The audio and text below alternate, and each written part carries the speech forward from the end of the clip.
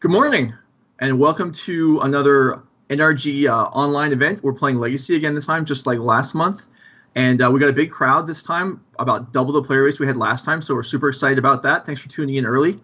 What you're going to be seeing today is a $1,500 cash prize event. We're going to be playing 7 rounds of Swiss. I'm going to be joined by Julian Knob for the first half of the tournament and Anurag Das for the latter end. So we're excited to have him back from last time around.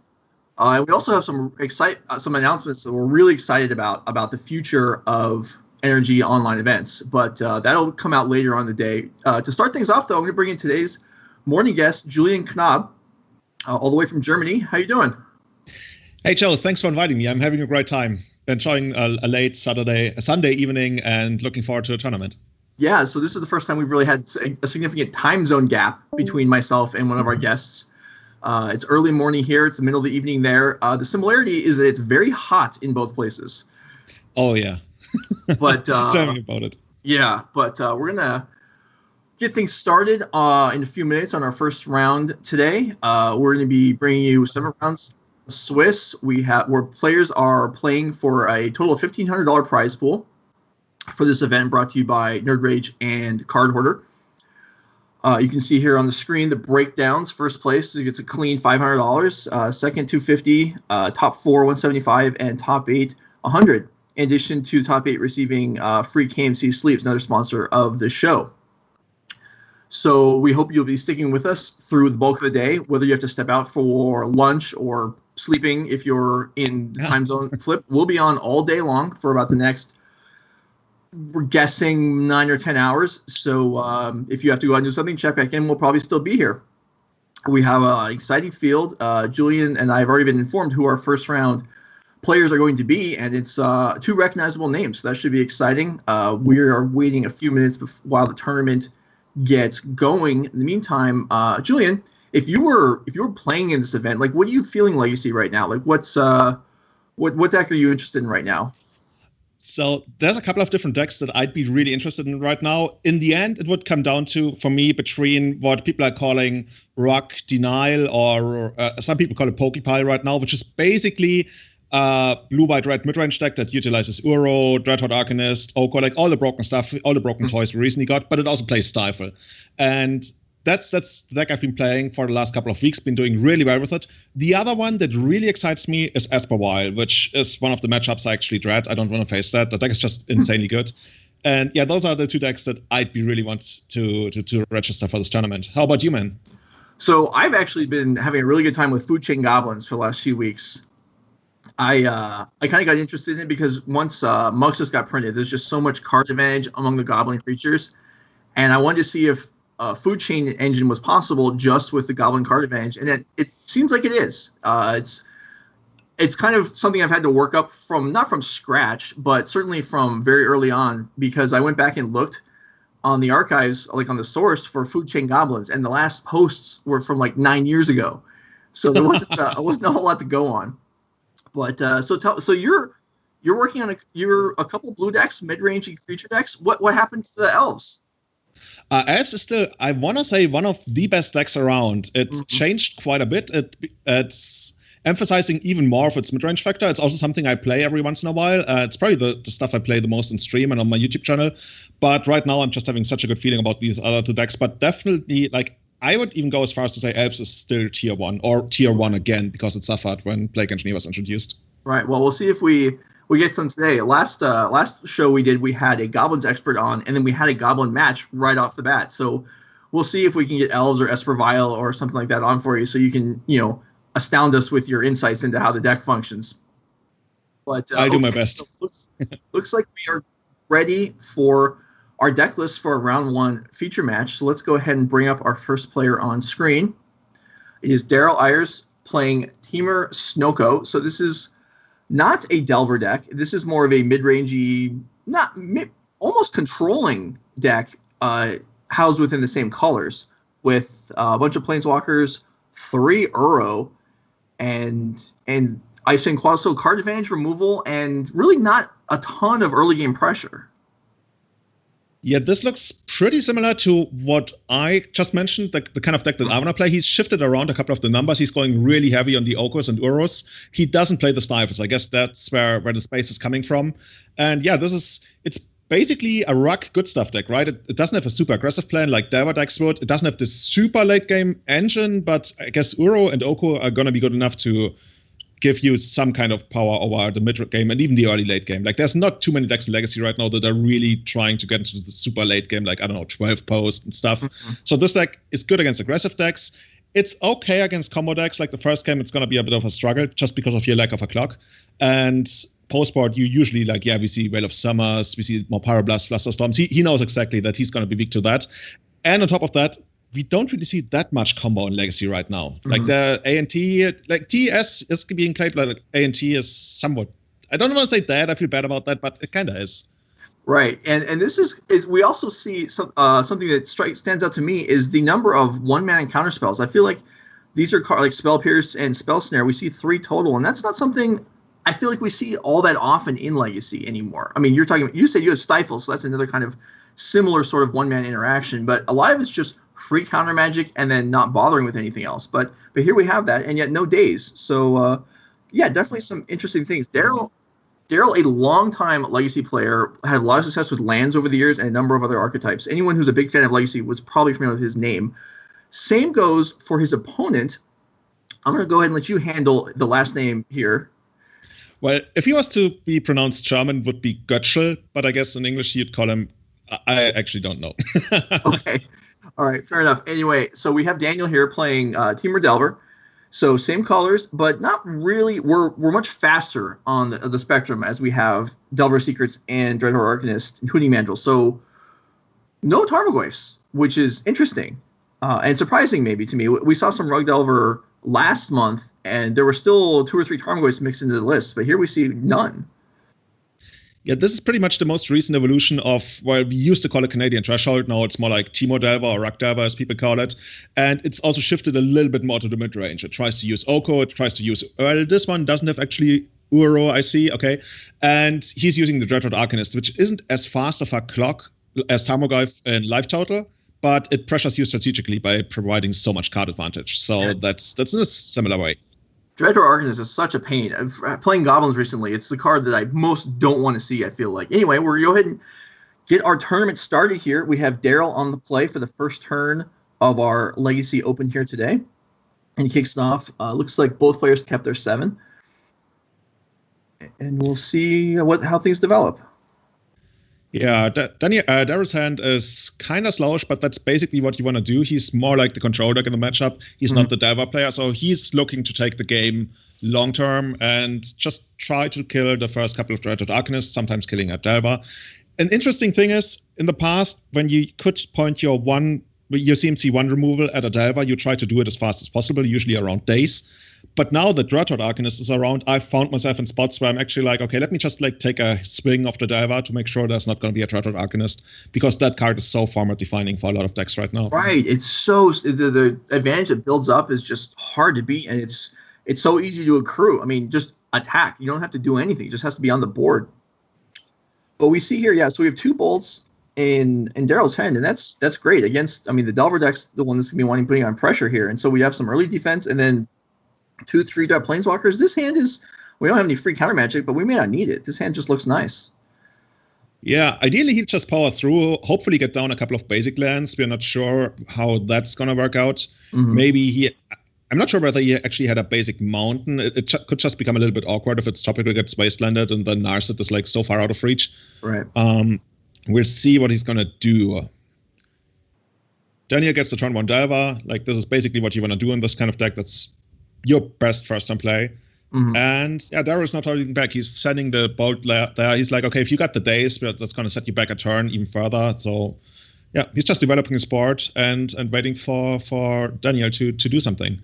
Yeah, and yeah, another option that makes running into the days very nice is that if there is one, you can just untap and play Chain Lightning anyway. So the Delver does go down. Daryl draws a Force of Will, which is going to help maybe get one of those Planeswalkers down, although possibly he just chooses not to do it anyway, just wait. We are watching our events today. We're doing Force Perspective on one player's view. So you, Julian and I, and you watching at home can really kind of get the feel of what Daryl is seeing here. So we're not going to be looking at Daniel's hand. We're just going to be looking at it from this perspective. So if there's plays you think, oh, do I want to play around this? I would play around this, and Daryl didn't. You can actually see how things play out and see what develops from just his side. Something that's nice is when you force a daze very early on, which he could have, but we don't know whether Daniel actually has it.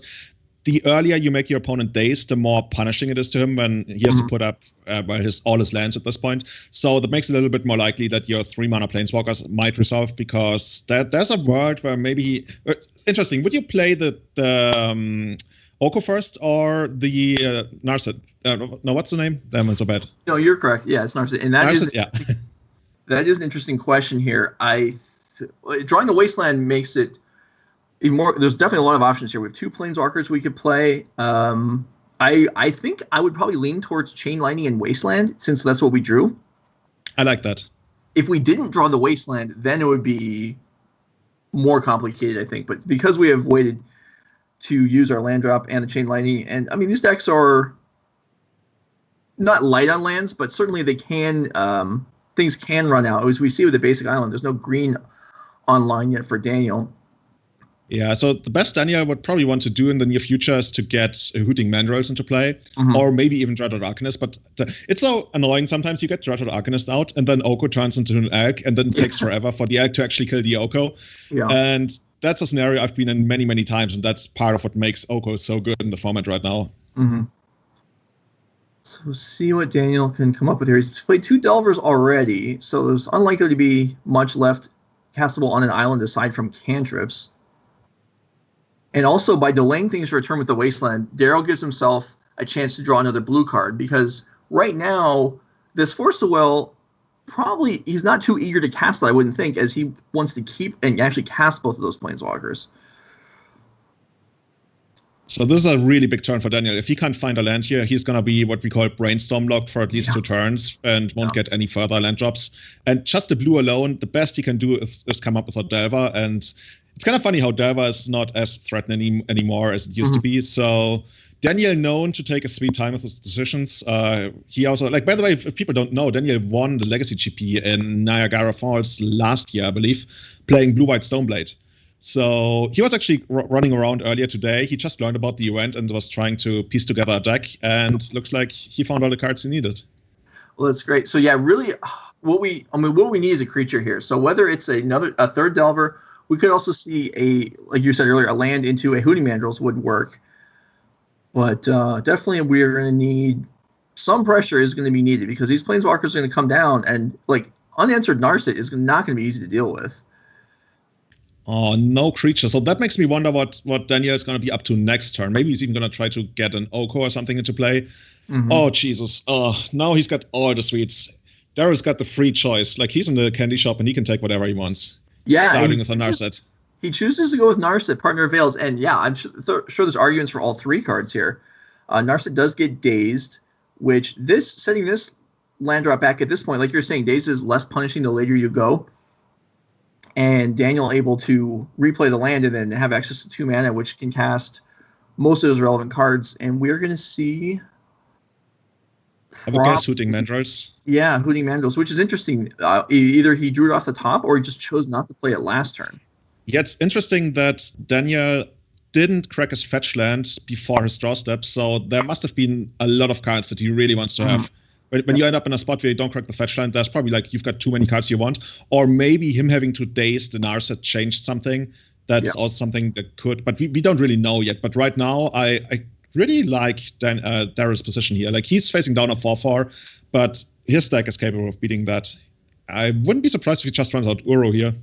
I agree. I like running out Uro because by playing Oko, we at least give the Hooting Mandrills something to do, something to attack. Daryl being at 19 life can absorb a couple hits from the Hooting Mandrills without really caring, but the Planeswalker's loyalty is capped, and so taking hits on that does actually make a difference. Looks like Uro's going to come down. Okay. Oh, take a moment. And since this list isn't playing Stifle, there's not going to be a sweet play that similar lists sometimes do, where you stifle the Uro trigger and then you get to keep it without ever going to the graveyard. Yeah, that's something we've seen pop up in various formats in the last year. In historic, we saw it with discontinuity, also possible in standard, and then here with Stifle and Legacy. So he also gets the extra land drop. So Daryl's mana base is going to be really sweet. And if I was Daniel, I would try to add something more to the board right now, because as soon as you get 2 creatures down, then Oko, like maintaining Oko becomes a little bit harder. Even if it goes to 4 or 5 like straight away, then 2 creatures will usually be able to beat it, unless you find something on top of that. So at this point, I really want to draw something if I'm Daryl right now, assuming that Daniel must have something, right? How many cards does he have in hand? Let me see. Daniel has 4. 4, yeah. 4 sweet. He's going to add a 5th soon of the Ponder. Right. And yeah, the problem is the Uro though. Like, how is the other side gonna deal with the Uro? There's a world where you get your own Oko down and you egg the Uro, I guess. Mm-hmm. Like worst case scenarios, you have to point 2 bolts at it, but that's like so scary, because then if the opponent has a force of will like he does right now, then your first and second bolt are basically wasted. Right. We will see. Yeah, and boy, the longer the game goes on, the Uro is just going to be so. I mean, eventually we'll be able to come back a second time. We're not nearly there yet, but eventually, just from playing the game, you accumulate resources and things go to the graveyard, and that's just what happens. So we see the Hooting Manuals comes in here, and Daryl falls to just 18 life as the Uro had pushed him up a little bit. So yeah, there's a lot of. It's nice. There's a lot of incidental random life gain in this deck with Uro and Oko, which is certainly making things unpleasant for some of the more aggressive decks in the format. Yeah, and like you mentioned, the life gain of the Uro, that's part of why people say that the straight-up aggressive Canadian threshold approach isn't as viable anymore, because Uro just does so many things. It gives you the extra land drop, gives you like a nice life total to work with, because sometimes it really only comes down to the last like 2, 3, 4 points of life, and having that extra life. People sometimes say life gain is more relevant than ever in Legacy right now, and that's something I'm somewhat excited about. Yeah, that is kind of an interesting change, and that's I've noticed that in lots of formats where it's like you never want to play a card that just gains life. But if you have a card that does something else and gains life on top of that, that can be very nice. And we see a exchange of Force of Wills here over and the Spell Pierce. And then a Spell Pierce, so one of those single mana defensive counters. And so I don't know that we even say that Daniel is in good shape right now, but he's not screwed, which he probably would have been if that Uro had come into play. Yeah, if you can add something, and it looks to be a Dreadhorde Arcanist, that's exactly what I have here. Mm-hmm. Especially if he maybe if he even finds like a lightning bolt, which he might not value too highly, but that would like help him out a lot with dealing with the oh wow, he's going all in on the creatures. Yeah, so he empties his hand here for the Arcanist and the second Mandrills, and now Daryl's position looks pretty bad. The Oko will, if it comes down, it'll just die immediately no matter what it does. And so it looks like we're just going to see Narset and try and find some help. We'll find a Force of Will, which doesn't do much against Daniel's empty hand, and this will prevent the Arcanist from drawing a card on this attack. So that's something. Yeah, I wonder if he's even gonna attack the Narset. He can also just like deal. I guess you're at least sending the Dreadhorde Arcanist to that, so it dies if it -2s again. Mm-hmm. But maybe sending like one of the Hooting Mandrills straight at it and deals 5 to Daryl, taking him down to 8, and then he's dead on the next attack. Yeah, kind of like that. Yeah, I think because we still have lethal damage next turn, even if we pick off the Narset now, I think we go ahead and do that. It also probably depends on what Daniel's draw for the turn was. Obviously, if it's a cantrip, then he's be more incentivized to kill the Narset. But I think it's likely he would do it anyway. So how does Daryl actually come back here? So I think he needs to get Uro down somehow. He's got a fetch land too, and if the Narset dies, that's going to be like 3 extra cards in the graveyard. So he wants to probably find maybe a Lightning Bolt to deal with the Dreadhorde Arcanist, which adds 1 more card to the graveyard, and then he can get Uro out, which gives him some kind of life total that he can work with. But we will see. Daniel's still figuring out how his attacks are going to go. Yeah, you're right. That is one argument in favor of not killing Narset, is it won't go to the graveyard, which you're right. Daryl needs, if with the Narset and the fetch land plus either a drawn fetch land, wasteland, or a single mana spell would enable the Uro. But if the Narset lives, that's off the board.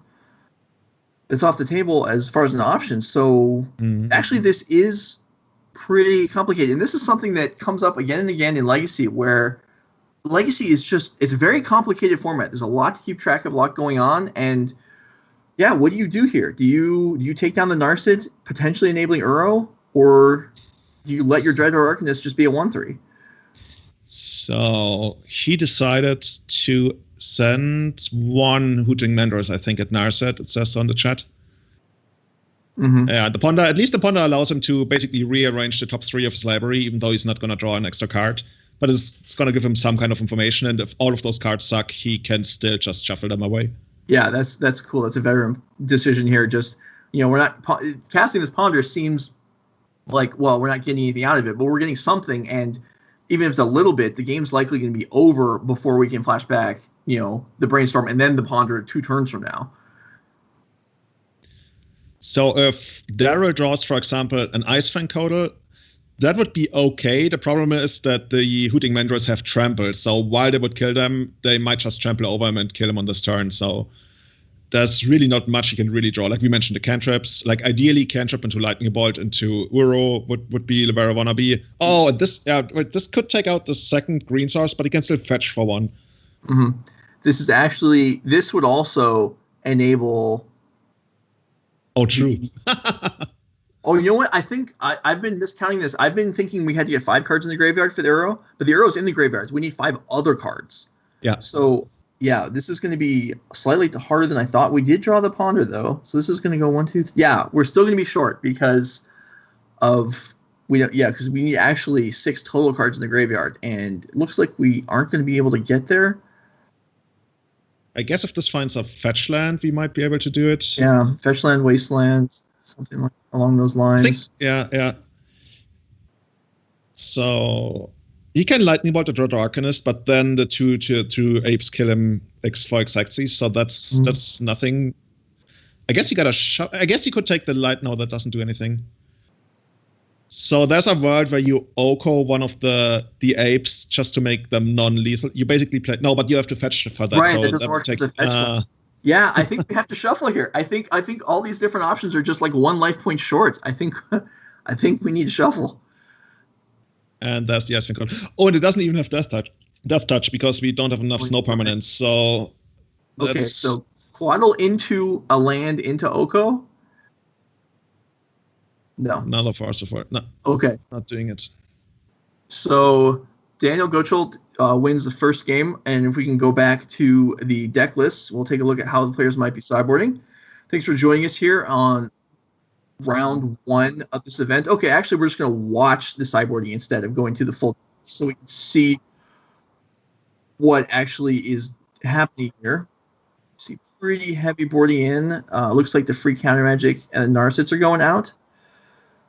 All that makes sense. Light from the Loam coming in. That's a very recent tech that people started adding to these rock mid-range lists. Mm-hmm. I've only heard people talk about that a couple of days ago when they popped up in some of the chats we are in. They're like, hey guys, did you hear they're playing Live from the Loam now? And that's something that's going to help you out quite a bit against a deck that's trying to constrict your mana. So if you get into one of those mid-range battles where you are already somewhat favored, having access to Uro, now you have Live from the Loam, and usually that's gonna make life really tough for the Diver deck if they can close out the game early. Right.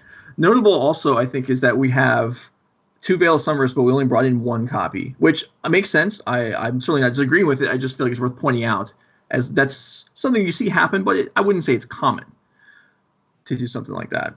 Yeah, it's usually end up in a spot where you don't have enough stuff to really take out. Like, it's a card that's not super stellar, but it's also not bad in the matchup. So I noticed that for myself with the list I've been playing. I usually only have room for 1 to bring in, and having 2 sometimes overloads your hand anyway because you're sitting there with your Veil of Summer, but you gotta protect something with it, right? You want to force through your creature, and if you're sitting on all reactive spells, I guess the best trade you can get is if you counter something, they counter back, and then you Veil of Summer, but that's already a very specific scenario. So I like the 1 copy as well. Yeah, and it's even less likely if with the Force Rules going out, it becomes hard to do some complicated chain like that. But it does make sense because if against a deck like Storm, you would want to have more than 1 copy. So that's why there's more than 1 on the board. Just we're not utilizing all of them in this matchup. Anything else? All right, so let's go ahead and look at Daniel's deck list since we've seen Daryl's sideboarding. We'll look at Daniel's working with their side. So in the sideboard, we have a couple. We don't have Life of the Long, but we have a couple different long game card advantage cards in Sylvan Library and Colossus, God of Destiny. Yeah, the Cloth is one of those cards that really gives you, I want to say, reach in a way, because not only does it disrupt your opponent's game plan by removing the Urus, for example, from the graveyard, it also makes it so that your deck becomes even more of a mid-range deck, which is basically what you're trying. You can either go the way that you want to say, I'm even more aggressive, which for a couple of reasons we mentioned doesn't really work out that well. So now he's trying to battle him on the mid-range floor, if that's what he's going to bring in. I'm not sure, but it's something I would consider. Yeah, all right, so we'll go back down for game 2, and if we get a chance, maybe we can bring up Colossus, God of Destiny, because maybe not everyone watching knows exactly what the card does, especially if you're not a recent standard or limited player. So we see this time Daryl on the play with a 1-lane hand, but a lot of cantrips, and this is likely going to end up being pretty safe. So what does Chad think? Who's going to be favored? Is it going to be the Delver deck on Daniel's side, or is Daryl going to bring it back? Ooh. Okay. Well, this. Oh. Okay. Well, this is. Yeah. So this is. When I said pretty safe as far as Daryl's hand, there is some risk, and we just found it as between the draw step, the ponder 3, and then the random draw, we did not find another land. And he's got another shot at least getting like a second land on the third turn of the Brainstorm. I wonder if Daniel would actually consider dazing that, because he revealed the daze to Insect Elaborate to Delver of Secrets. Maybe that's gonna be something that happens. Yeah, I think I might actually snap off that daze on the Brainstorm. I agree. I think this is pretty automatic. Your opponent missing a land drop. I mean, Daryl could have drawn the land this turn and be sandbagging it, and there's no way for Daniel to know that, but I think you've got to take a shot and go after this. So if he does find a land here, I guess you probably wouldn't, like, he knows about the days, right? So he wouldn't, okay, there's the land. He wouldn't play the Lightning Bolt in 2 days. He's probably going to set it up for next turn where he can protect with Flusterstorm or the Spell Pierce. But even then, like, next turn, he's going to miss his land drop again. Well, I guess there's a world where you play Astrolabe to get 1 card deeper into your deck and then fire off another Brainstorm. Yeah, I expect we'll see the other Astrolabe right now yeah. I think if you're going to just get something dazed, it may as well be that. And there's a chance this doesn't get dazed. Yeah, okay. So that turn went about as well as it could have for Daryl, because if the daze had been fired off, it would have been devastating. Yeah. And Daniel trying to set up something next turn. Usually when you see an end of turn Brainstorm, it means I want to use all my mana next turn for something that's going to be really important to me. And yeah, I mean, that's probably... Oh, man. This is going to be rough now. The Icefang Codal is going to help, but the Oko running out of control, that's going to be an issue. You're going to need some Red Elemental Blast for that, some Pyroblast. But we don't have that yet. Yeah. I guess technically if he really wants to kill the Oko, no, there's still the days though, right? I was going to say he could double Lightning Bolt it with the 2 Astrolabes, but we know about the days, and that's going to stop that. Yeah, this is looking grim here. I think we can kill the Delver now, or we could run the Icefang into a daze, but that's not very exciting. Yep. Looks like Delver's going to go. Mm-hmm.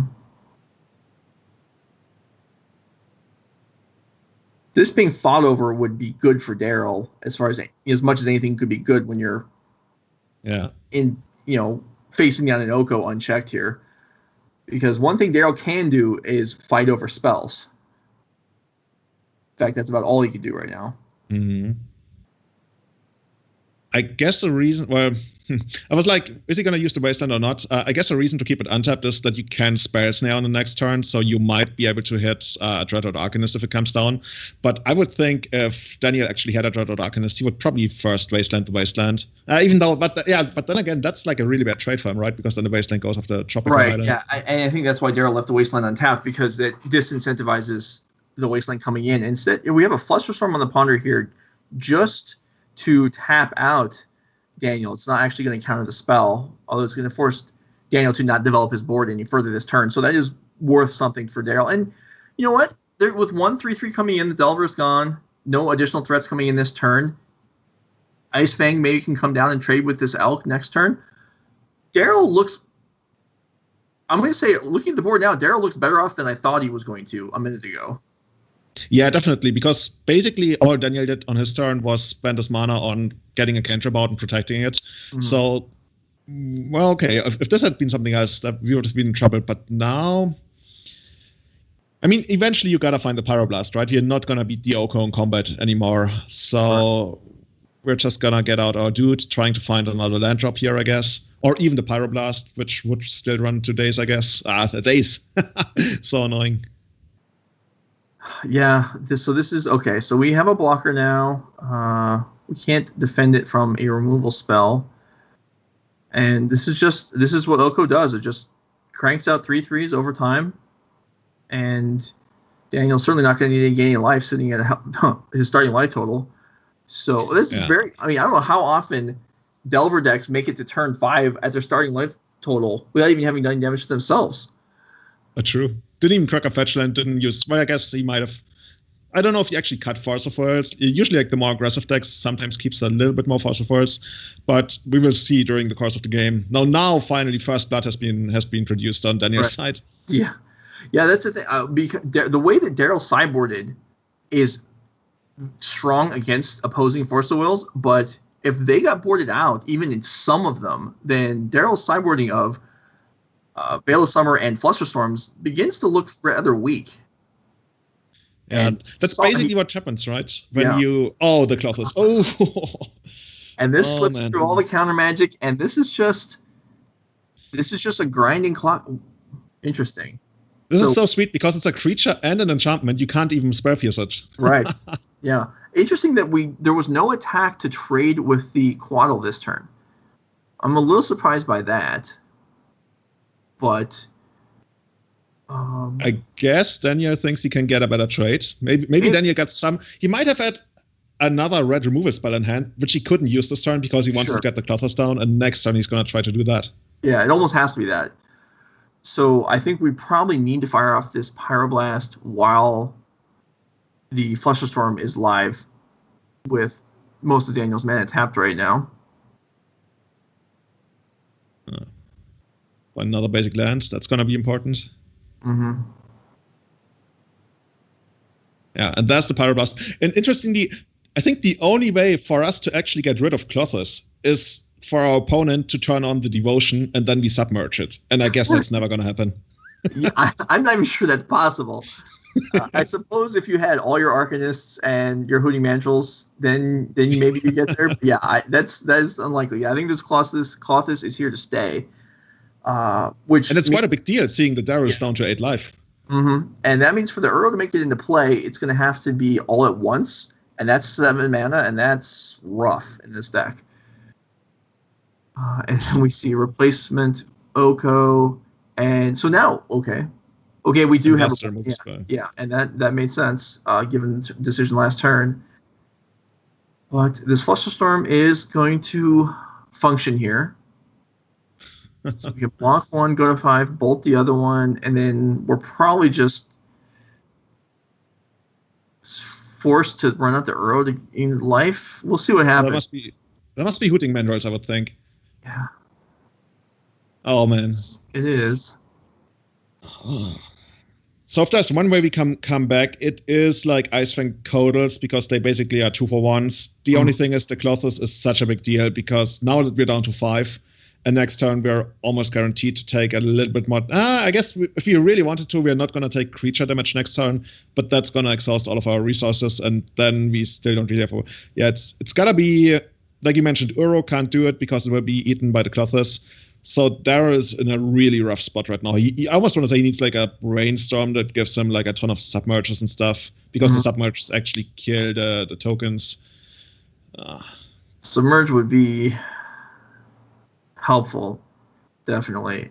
Although it wouldn't put him in a good spot, but it would put him less dead at the moment. So we can double bolt the Mandrills and trade off with the Elk token and go to 3 from the Clothless, and then we're on nothing. 1, 2, 3. I guess if we do all that, if we trade off with the Elk, double bolt, And then if we play our mountain and then draw a land and then Uro into a land, then we could get it in and pay for the days. I guess we'd need to, I guess we could do that. Or we draw another Uro, so we double Uro, and then the Clothless can only remove one of them. Okay, that's true. That would work also.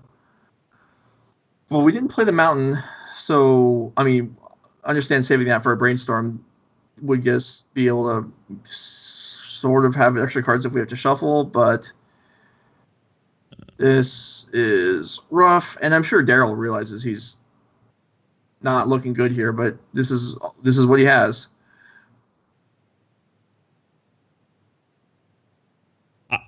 I was gonna say, if you want to do that, maybe beginning of combat you want to waste one of their lands so they can hardcast Force, but we already know that they have to pitch days anyway, so that wouldn't really do something. So they're realizing that, just went straight forward, and yeah. Daniel Goetschel takes it 2-0. Yeah, interesting to see Wastelands on both sides sit there for the entire span of the game, neither being activated. So we're going to take a moment and see if we can dig up a backup match for you guys. In the meantime, Julian, so that matchup, the more aggressive of the two decks won. Do you think that's kind of how you would expect it to play out, or was this just because Daryl stumbled and you think he's actually favored? I think it's kind of close. Like I mentioned, I've been playing a deck very similar to Daryl lately, and the more traditional Delver variant has given me a lot of trouble. I think I still need to understand that matchup a little bit more, but the matchup in general is like pretty close, I feel.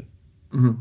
Yeah, okay, so it sounds like we do have a backup match for you, which is a new capability for us here at Nerd Rage. I guess we could have done it last month, but we actually never got a chance because our initial matches always went the longest match of the round. But here we do have one this time.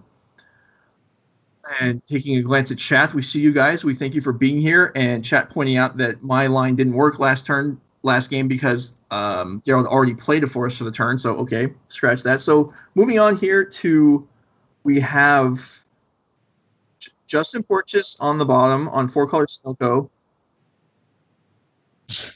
And Jeskai Isochron Scepter on their side. And the player name of on top is Jonathan Cedar.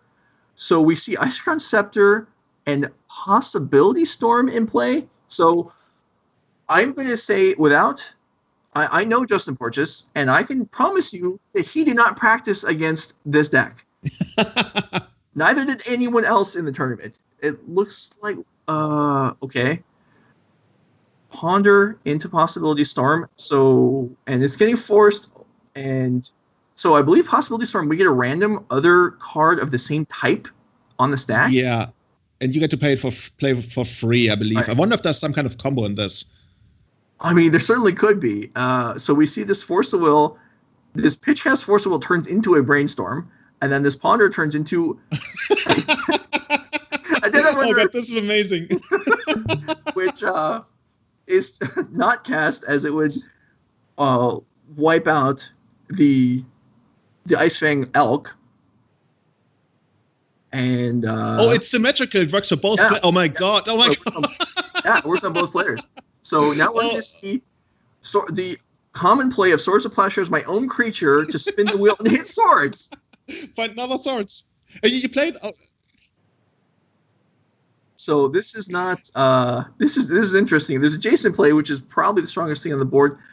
I can't quite make out what's underneath the Isochron Scepter there. It should be Arm's Chant. This is a new version. Yeah, Arm's Chant, I mean, if it was 15 years ago, I would say it is Orm's Chant. Yeah, so that's taking us back a ways, and then I guess there's synergies here with Teferi Time Raveler and Possibility Storm, which will mess things up pretty badly for your opponent, but we don't see that. So I guess the idea is that you get the 3-mana Teferi down, right? Because then your opponent can't cast spells at instant speed. But right now it's working out pretty well for, I guess this is some kind of Miracles build, or I guess we get more Astrolabes. Good. I'm already started this deck. I want to stream that. I imagine Astrolabe is probably the only artifact in the deck. Now, Sylvan Library, it's possible well, we'll see. Maybe there is another enchantment. Maybe a second Sylvan Library. Yeah, there you go. This is amazing. That one didn't make any real difference, and the game continues on. I guess it also works for creatures, right? Whenever a player casts a spell. Right. Wow, so you get to double our creatures. So presumably, I wonder if the Possibility Storm was cast that turn. Otherwise, I would think we'd be Orms Chanting on the opponent's turn each turn. Oh, look at this. Oh my god, this is... Oh my goodness. This is almost GG. Okay, and I was wondering to myself why we wouldn't just be using the Chant each turn, but I suppose, is Chant affected by Possibility Storm also? No, because it says when a player casts a spell from his or her hand. That's why I was wondering too. But I think Isochron Scepter actually casts a spell because you're allowed to kick the Chant off the Scepter. But it doesn't cast it from your hand. It creates a copy, and the copy is played, but it doesn't come from you. Like, I was wondering the same. I was just looking at possibility stuff. All right, we're learning here together. But now we have the very time relevant in play, and I think this means that Justin Porches, the Snowco player here, cannot actually resolve his spell anymore. So we're basically racing Jace versus Jonathan Cedars' entire deck here, and Jace is at 11, but I believe Justin Porches is completely defenseless now. There must be something that he has that deals with a chase, right? Either a creature or something. We're really just sitting back and I'm taking the chase. Oh, the Red Blast. Disenchant turns into, flips through 15 cards, turns into a Red Blast to take out the Jace, and that's going to decide the game. Dude, I'm so going to need that deck list when the tournament is over. So I'm not sure what game this was that we just saw. But so I don't know if there's another game or not. But let's see if we can look at Jonathan Cedars' deck list. And here it is, Jeskai Scepter. And we'll get word from our production in a second as to whether that was actually the end of the match or not. That was the end of the match. So Jonathan Cedar is victorious. I'm sorry, it's either Jonathan or else we have a typo in the name. Maybe we need to get that fixed. Oh, that is the correct spelling. Okay, Jonathan Cedar. So we have, I mean, what? There's a lot going on here. What jumps out at you first when you look at this deck list? Well, first of all, of course, the Scepter Chant Lock, which used to be a thing in Magic like 15 years ago, but now Jonathan is bringing it back. But I also like that he has Lavinia, right? Lavinia should probably also stop the Possibility Storms from the opponent, the way I remember her. So she... So let's if the spell is free, then if the opponent didn't spend mana on it, basically that's how it works, right? I remember her from Vintage. She basically stops all the Force of Wills, kinda. Yeah, you can't free cast a spell, and I believe you can't cast anything unless you have enough lands equivalent to its mana cost. But let's go and bring it up if we can. We see, so Lavinia is what jumped out to me because that's the card that sees what we see very often. We have a pair of Orms Chants to go with how many Isochron Scepters? Just one. Just one, yeah. Just one, and no tutor for it. Okay. I guess the big deal about the deck is how do you get Possibility Storm into play in the first place, seeing that it's a 5 mana enchantment. Otherwise, it looks to be a straight up, I guess, Planeswalker heavy Miracles deck. There's no Snapcaster Mages. I guess you got to make room for your toys. 2 Pyroblasts in the main. Sometimes you can just get them with Entreat the Angels. I guess 3 Mystic Sanctuaries. So if you really want to defend yourself with, say, Terminus, which I guess is the most common use for the card, then you can do that. Yeah, another thing you could do, I suppose, is you could Mystic Sanctuary up a spell you previously cast so that you have something to put on Isochron Scepter when you actually get around to drawing it. Oh, that's sweet.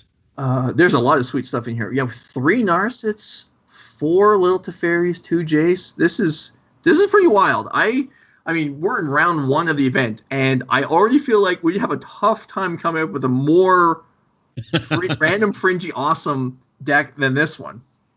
As Jonathan Cedar does take down this match. The match is over with. Let's go ahead and look at, do we have the opposing deck list to look at anyway? Justin Porches, here it is, 4-color Snowco. We'll just run through this really briefly. 2 Stolen Libraries main deck is maybe a bit of a standout. Otherwise, I think this is more or less kind of what you'd expect if you were playing against this type of deck.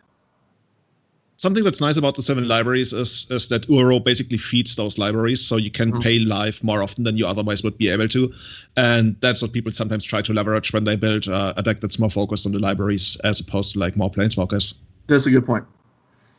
Okay, so I believe that is the conclusion of round one. I challenge any of you in chat to tell us that you were not satisfied with what we just saw.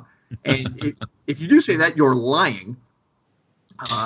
So we had Daniel Goetschel winning with Temur Delver, and then we had Jonathan Cedar winning with Possibility Storm, Isochron Scepter, Chant, Teferi, Pyroblast deck. You didn't expect to say that today. No, I yes, I did not. You are correct.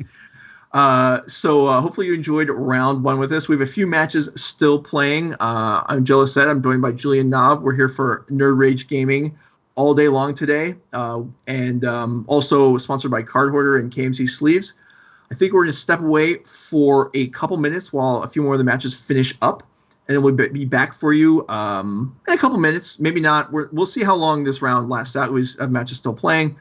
If it looks like it's going to be a while, we'll just come back and Julian and I will talk to you about how hot it is in Germany versus California right now, and also what else we think is going on in Legacy. So thanks for joining us, and we'll be right back.